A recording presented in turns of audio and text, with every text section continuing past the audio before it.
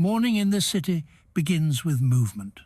Ferries cut through the narrow stretch of water, carrying thousands of people across a veil of light mist. Engines hum, then fade into the wind rolling in from the sea. On the bridges above, traffic stretches for kilometers, linking Europe to Asia in a matter of minutes. Along the streets, tea is poured, bread is torn by hand, and conversations drift through the air, as if this were just another ordinary city of the 21st century. Yet beneath that familiar rhythm lies a quieter truth. Very few places on Earth have absorbed as much history within so small a space. The strait before you is barely 3 kilometers wide at its most critical points. In some places, the distance between the two shores narrows to little more than 700 meters. And yet for more than 16 centuries, this thin ribbon of water has shaped the fate of empires spanning 3 continents. Every ship that has passed through, ancient or modern, has crossed a threshold where power, commerce, and conflict once collided. This city did not grow rich because it was beautiful, nor did it endure because it was lucky. It survived because it stood precisely where the world was forced to pass. For over 1,600 years, this place was tested again and again. It served as the capital of 2 great empires. At its height, it housed nearly 500,000 people, at a time when most European cities counted their populations in the tens of thousands. It endured more than 20 major sieges by armies arriving from every direction, carrying different weapons, beliefs, and ambitions. Yet across all those centuries, it fell only once, not for lack of enemies, but because defeating this city was almost impossible.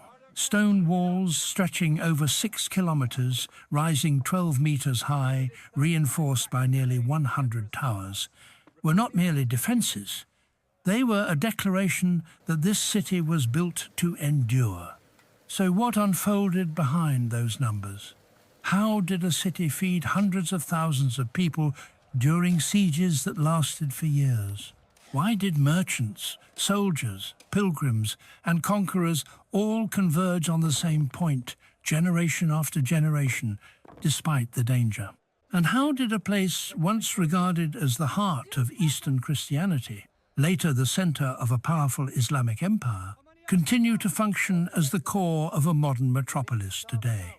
Behind every figure stands a human story of those who built the walls, guarded the gates, worked the docks, prayed in temples and mosques, and struggled to survive through recurring crises. This film invites you to move backward through time, layer by layer, to witness the city as it bore different names, flew different banners, and faced moments when its future was measured not in years, but in days or even hours.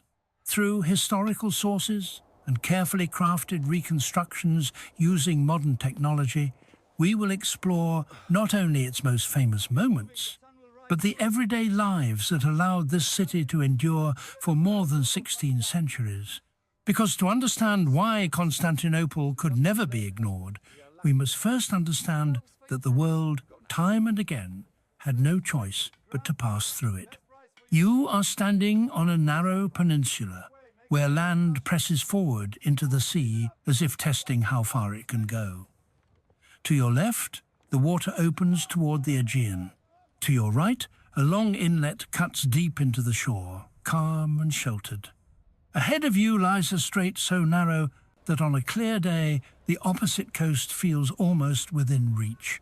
The wind carries the smell of salt and fish. Small boats rest along the shore, their hulls scraped and repaired many times over. This is not yet a great city. It is a place of potential, quiet but alert, already shaped by the water that surrounds it. In the 7th century before the Common Era, the settlement here is known as Byzantion. Its population is small by later standards, perhaps only a few thousand souls, but its position is extraordinary. You can feel it even without maps or measurements. Ships moving between the Black Sea and the Mediterranean must pass in front of this shore. Grain from the northern plains, timber from distant forests, metals and slaves, wine and oil, all funnel through this corridor. Control the strait, and you control movement. Fail to control it, and you are exposed. From the beginning, survival here depends less on the size of the settlement and more on its awareness of the world beyond the horizon. As centuries pass, the logic of this place becomes impossible for larger powers to ignore. When Rome turns its gaze eastward, it sees not just a frontier, but an opportunity. By the early 4th century, the Roman Empire stretches across vast distances, yet its center of gravity is shifting. The old capital in the west is distant from the richest provinces and the most vulnerable borders. In the year 324, Emperor Constantine makes a decision that will redefine this peninsula forever. He chooses this site as the foundation of a new imperial capital. Within 6 years, the city is formally inaugurated. Rome is no longer alone. The transformation is swift and deliberate. Walls are extended, harbors are expanded, aqueducts are constructed to carry fresh water across many kilometers.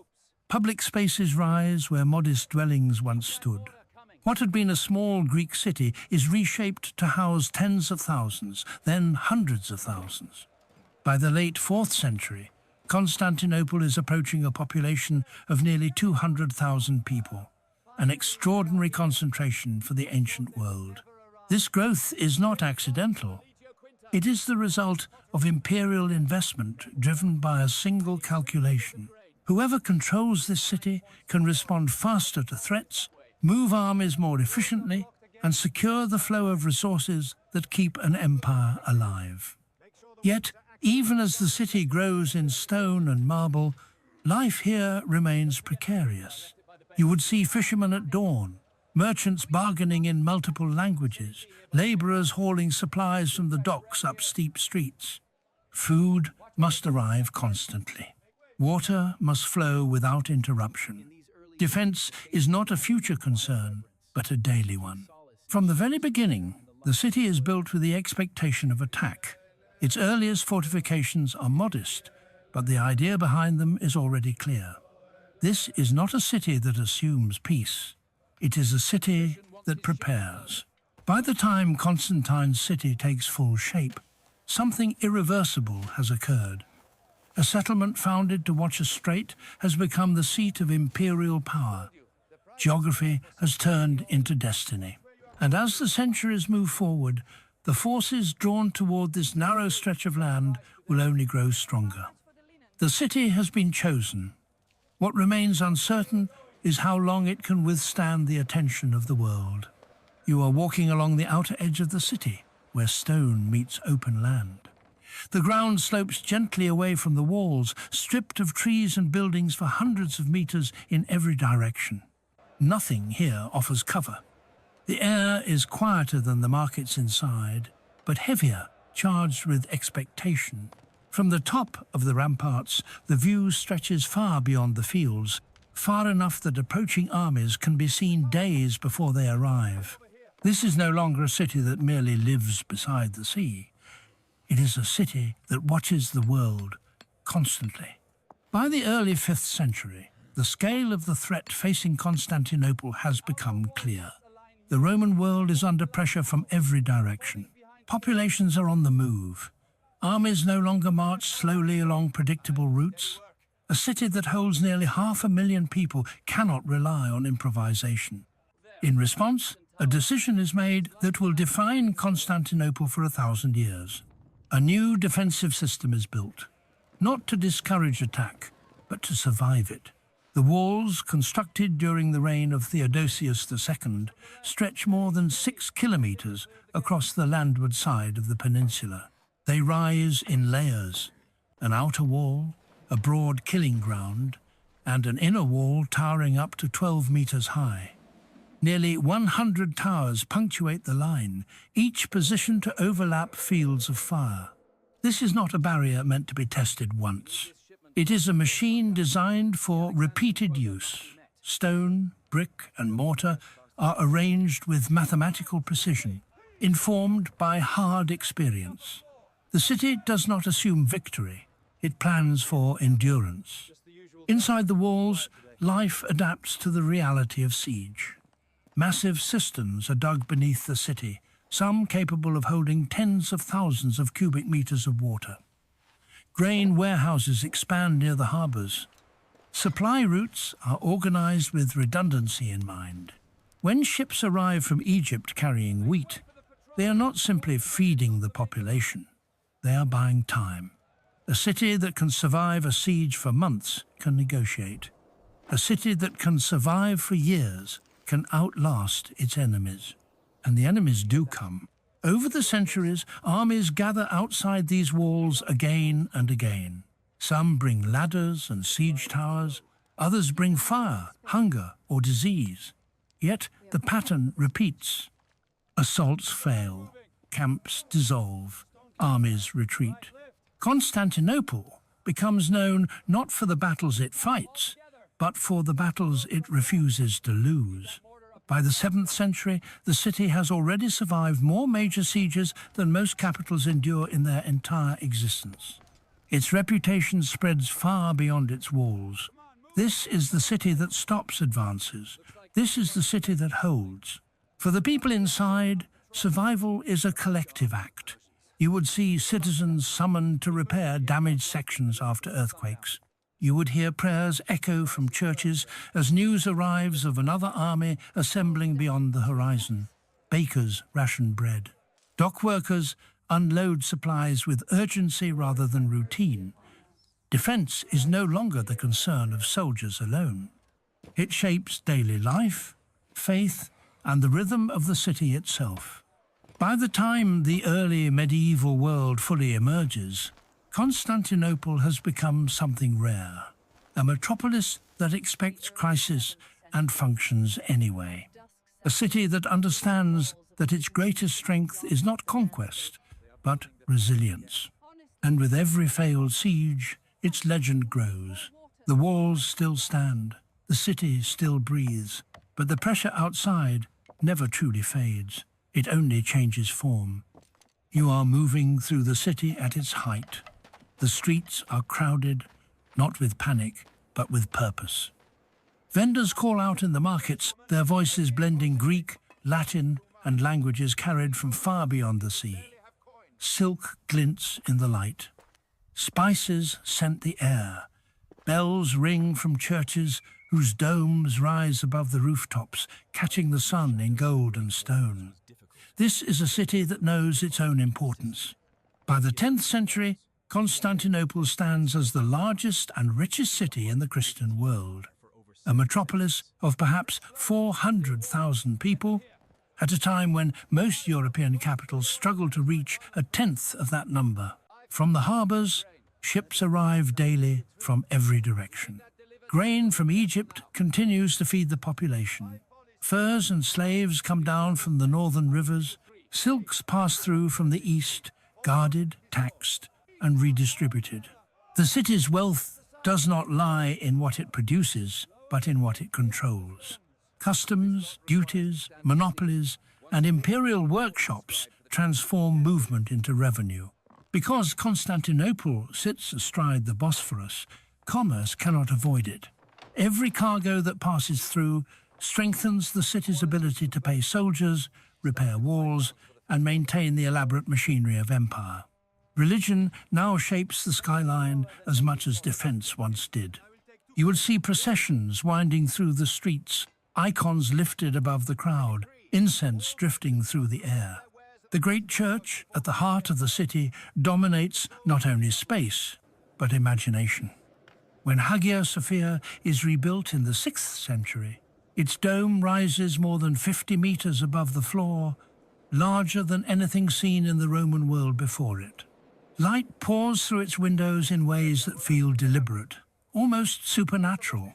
For many who enter, the building itself becomes proof that this city is protected by more than stone. Daily life, however, remains grounded in necessity. Families live in dense neighborhoods, stacked upward rather than outward. Water flows from aqueducts into public fountains. Underground cisterns remain in constant use, insurance against drought and siege alike. Artisans work long hours, producing goods not for local consumption, but for distant markets. Education, rare elsewhere, becomes part of urban life. Literacy rates here are unusually high for the medieval world, sustained by bureaucracy, law, and faith. The city does not merely survive. It organizes. Yet prosperity brings its own dangers. Wealth attracts attention. The city's population, though large, is dependent on fragile supply chains. When grain shipments are delayed, anxiety spreads quickly. Plagues move easily through crowded quarters, reducing entire districts in a matter of months. Political intrigue thrives in proximity to power. Emperors rise and fall within palace walls that are never far from the streets. And beyond the city, the balance of the world begins to shift. New powers grow stronger. Old roots become contested. By the end of this golden age, Constantinople remains magnificent, but no longer invulnerable. Its walls still stand, its markets still bustle, its churches still shine. Yet the forces gathering beyond the horizon are no longer easily contained by tradition or reputation alone. The city has reached a peak that cannot last forever. And as the centuries turn, endurance will once again replace abundance as the measure of survival. You are standing in a city that still looks grand, but feels thinner, quieter. Some streets are wide and almost empty now. Buildings that once held families and workshops stand partially abandoned, their upper floors dark. The harbours are no longer as crowded as they once were. Fewer ships arrive, and those that do carry less. The sound of Constantinople has changed. Where there was constant movement, there is now hesitation. By the late 11th century, the pressures surrounding the city have multiplied. Military defeats in Anatolia cut the empire off from some of its richest lands. Tax revenue shrinks. The population, once measured in the hundreds of thousands, begins to decline. Entire neighborhoods contract inward as people move closer to sources of food, water, and protection. The city still commands respect, but respect alone no longer pays soldiers or fills granaries. The greatest shock comes not from the east, but from the west. In the year 1204, armies originally sworn to reclaim Jerusalem arrive at Constantinople's walls. What follows is unprecedented. The city that had resisted foreign armies for centuries is breached not by overwhelming force, but by betrayal and exhaustion. For 3 days, Constantinople is looted, churches are stripped, palaces are ransacked. Relics collected over nearly 900 years are scattered across Europe. The population collapses, some flee, others are killed or enslaved. What survives is a city physically intact in places, but spiritually broken. When Byzantine rule is restored decades later, the city is no longer the same. Its population has fallen to perhaps 50,000 people, a fraction of what it once was. The walls remain massive, but behind them lie open fields and ruined districts. The economy contracts further. Trade routes increasingly bypass the city in favor of rising ports controlled by Italian merchants. Constantinople still sits on the Bosphorus, but control of movement no longer guarantees prosperity. Life continues, but on a smaller scale. Markets function intermittently. Artisans produce for local needs rather than imperial demand. Religious life remains intense, sometimes growing stronger in the face of hardship. You would see processions not of triumph, but of supplication. The city's residents learn to live among reminders of former greatness, adapting to a world where survival depends more on resilience than on dominance. By the early 15th century, Constantinople has become a paradox. It is still protected by the greatest walls in the world, yet it lacks the manpower to fully defend them. It is still symbolically powerful, yet strategically isolated. Surrounded by territories controlled by a new rising power, the city stands as an island of memory.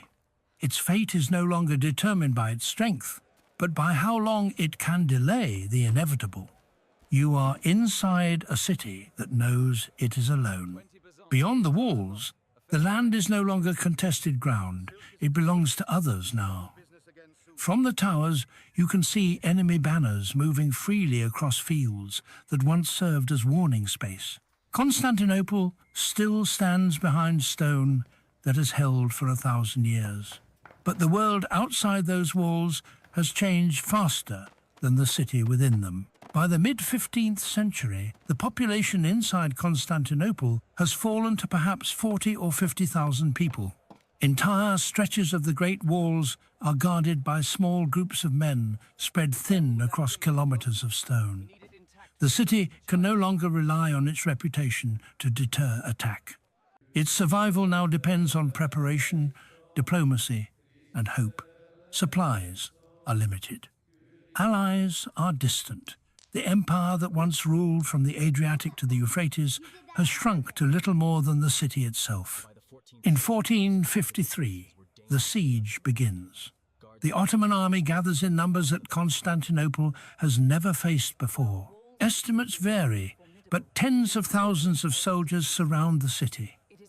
For the first time, the walls confront a weapon designed to break them. Massive cannons, some weighing several tons, fire stone projectiles that strike the fortifications again and again. Sections that once repelled ladders and towers now crack under repeated impact. Repairs are made at night, under fire, by citizens and soldiers working side by side. Inside the city, life contracts to essentials. Food is rationed. Water is drawn carefully from cisterns built centuries earlier for this exact moment. Religious divisions soften under pressure as Latin and Greek defenders stand together on the walls. You would see men who had never held weapons before carrying stones, hauling timber, filling breaches with rubble and earth. The defense of Constantinople becomes a collective act, sustained by memory as much as strategy. After weeks of bombardment and assault, the walls finally give way. On the 29th of May, 1453, the city is breached. Resistance collapses street by street. The last emperor dies fighting near the gates. For the first time in its long history, Constantinople falls completely to an external conqueror. The event echoes across Europe, not simply as a military defeat, but as the end of an era. A city that had stood as a barrier between worlds has changed hands. Yet the story does not end in ruin. Almost immediately, the new rulers begin to repair, repopulate, and reorganize the city. Mosques rise within former churches, markets reopen, water systems are restored. The logic that once drew emperors to this peninsula now draws sultans. The city does not vanish, it transforms. What ends in 1453 is not the life of the city, but one chapter of its identity. Constantinople, renamed and reshaped, continues to exist because the forces that made it essential have not disappeared. Control of the strait still matters. Movement between continents still passes through this point. The city has fallen, but it has not been erased. You are walking through a city being rebuilt in layers. The scars of siege are still visible in places, but they are no longer the dominant feature. New roofs appear beside broken stone. Wooden houses rise in neighborhoods that have been empty for decades. The sound of construction blends with prayer, trade, and daily conversation. Constantinople has fallen, but it is not silent. It is changing. In the years following 1453, the city is deliberately repopulated. Families are moved in from across the Ottoman domains. By the end of the 15th century, The population has begun to climb again, reaching perhaps 100,000 people.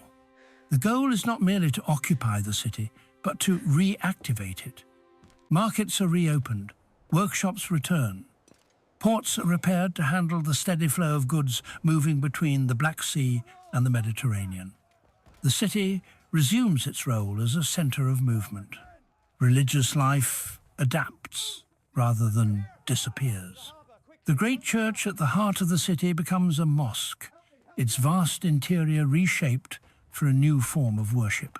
Minarets rise beside domes that had once defined a Christian skyline. At the same time, Christian and Jewish communities remain organized within their own quarters, governed by their own laws. This layered coexistence becomes one of the city's defining features. Difference is not erased, it is managed. Under Ottoman rule, Constantinople, now known increasingly as Istanbul, grows into a capital once again. By the 16th century, its population surpasses 400,000 people, rivaling its medieval peak. Imperial projects reshape the urban landscape. Water systems are expanded, roads are paved, new bridges and caravanserais link the city to distant provinces. The logic of empire has returned, but it is expressed through administration rather than fortification. Power flows inward now, not outward. Daily life reflects this shift. You would see traders negotiating prices in covered bazaars, craftsmen producing goods for both local use and export, scholars gathering in madrasas, sailors unloading cargo at busy quays. The city becomes a hub not just of commerce, but of culture. Music, architecture, and cuisine absorb influences from the Balkans, Anatolia, the Middle East, and beyond. The city no longer belongs to a single tradition. It becomes a synthesis. As centuries pass, the world continues to change. New trade routes bypass the old corridors of the Mediterranean. Empires rise and decline. Yet the city endures. By the 19th and 20th centuries, it has absorbed industrialization, nationalism, and modernization, expanding far beyond its ancient walls. Today, more than 15 million people live where fewer than 50,000 once clung to survival. Ferries still cross the water, bridges still bind continents together, the strait remains narrow, the logic unchanged. What began as a small settlement watching a strip of water has become a modern metropolis without losing its central truth. This city exists because movement still passes through it. Empires no longer rule from its palaces, but the world continues to flow through its streets. Constantinople has changed names, rulers, and beliefs, but it has never stopped being necessary. You return to the present, standing once again beside the water. Ferries still cross the strait in steady lines, carrying commuters, goods, fragments of everyday life. The sound is familiar now. Engines, voices, footsteps, the low echo of a city in motion. But the view has changed. What once felt ordinary now carries weight. Beneath the bridges and modern buildings lie foundations laid more than 15 centuries ago. Beneath the streets are cisterns that once kept a besieged city alive. The skyline still rises in layers, domes beside towers, old stone beside new glass. The past has not vanished here. It has simply learned how to share space. Seen this way, Constantinople is no longer just a name from history. It becomes a record of human persistence. Again and again, people built here knowing that others would try to take it. They invested labor, faith, and imagination into a city that demanded constant defense and constant repair. Empires believed they could control the world by controlling this point, and sometimes they were right. Sometimes they paid dearly to learn that geography grants opportunity, not certainty. The city's history is not a story of uninterrupted success, but of adaptation. When walls were no longer enough, systems were built. When power faded, memory endured. When one identity collapsed, another formed in its place. What this city ultimately reveals is something simple and difficult at the same time. Human ambition seeks permanence, but survival depends on flexibility. Constantinople endured not because it never fell, but because it continued to matter after every fall. It mattered to traders who needed safe passage, to rulers who needed control, to ordinary people who needed water, food, and a future for their children. The city's greatest strength was never its walls or its armies. It was its position in the flow of the world and its ability to reshape itself without losing that role. As the water continues to move between Europe and Asia, the city remains where it has always been, not frozen in the past and not detached from it either. If there is another story to tell, it will begin here again, at the narrow place where continents meet and history refuses to pass quietly.